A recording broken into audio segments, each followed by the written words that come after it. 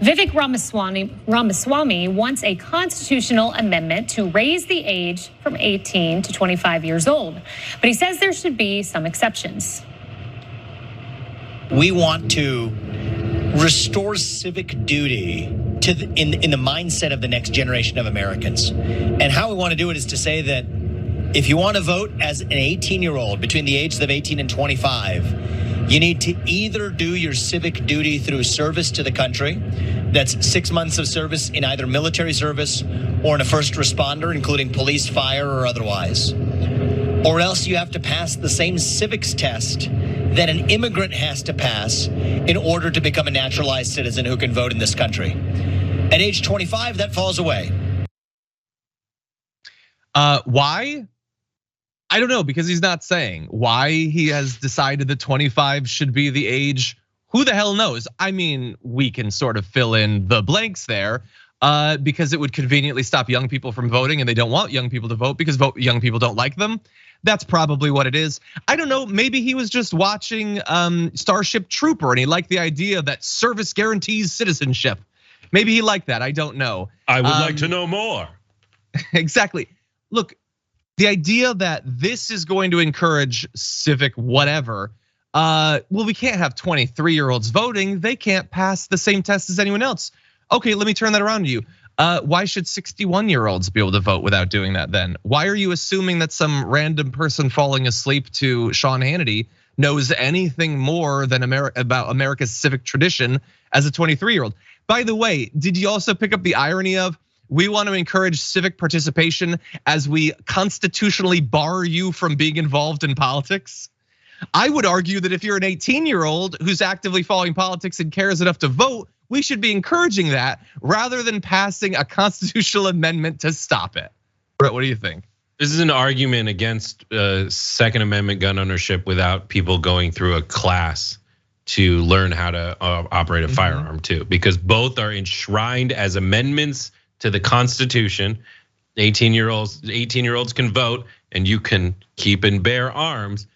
But he's basically saying, like, I need to put you to the test until you prove that you're capable of handling this right responsibly. Yeah. So that is a door opener, and I don't think he wants that door opened at all.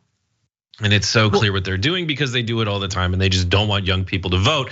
I would argue that younger people are closer to school when you learn this stuff, and older people they forget it the same way when I asked them to help me with my geometry homework. They never were able to help about that either. Republicans not having the most success getting young voters, new voters interested in them. And it's not that difficult to figure out why when it comes to the issues. But first, let's quantify the challenge facing the Republicans. Here is the Gen Z vote during the 2022 midterm elections. The Democrats got, I believe it's 79% of that vote. That is an ass whooping like you have probably never seen before. Now, polls show that on some of the big issues, big, I think objectively, but also big specifically for Gen Z, there's a reason they prefer the Democrats. Gen Z voters largely in line with Democrats' support for gun control. For instance, 63% of 18 to 29-year-olds say they believe gun laws in the US should be stricter. You also have polls indicating that Generation Z voters have prioritized abortion access at the ballot box.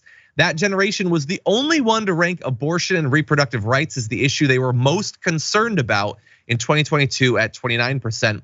There's a big drop off to the economy and inflation. And to put into perspective how important abortion access is to this generation, it's not like they don't care about the economy. They know that they're screwed. They're really worried about that, but they're also much more worried about rights they perhaps in some cases took for granted that they would just have the rest of their life being stripped away by one party. Yeah, they're probably gonna have an issue with that party. Dan, what do you think?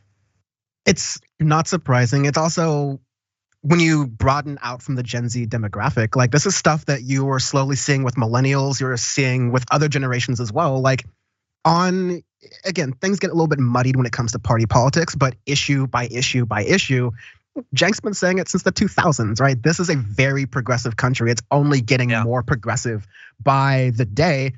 The I think like we'll get into it a little bit right now, but the Republican Party, all they've got, they're not going to abandon their principles. There's money in them principles. There's money in them their principles, all right? So like, they're not going to, don't believe that they're going to change their policies for Gen Z. Not going to happen. They're going to do what they've done for the past generations, which is muddy the message a little bit, which I think we're going to talk about here. Yeah, and there's definitely a disagreement about exactly how you deal with this gap. That's a massive gap that they're losing right now. And look, you might believe, some of them either do believe or pretend to believe, that just naturally you become more conservative. Okay, maybe for some of these like 19-year-old voters or whatever, they're gonna go through another Trump race, years more of the anti-wokeness and the anti-trans wars, the candidacy of Tucker Carlson, and that will produce more conservative, maybe it will. But anyway, is it the messaging? Is it the values? Well, John Volpe, director of polling at Harvard, says, for a young person to seriously consider voting for you, there's a list of issues that need to be recognized. Climate was one of them for a long time, accessibility of healthcare, and now serious proposals to reduce gun violence. Republicans don't have a messaging problem with younger voters. They have a values problem with younger voters. The problem is their values and vision are misaligned and the messengers are not trustworthy currently. If you care about access to healthcare, climate change, abortion, gun violence, how many times would you had to have hit your head to then go for the Republicans? And like maybe some segments about like M&Ms can sway you or something. But if your actual core values are like recognizing that those are issues and wanting them to be fixed, it is going to be difficult to convince young people to just switch over and betray every one of their like foundational political principles.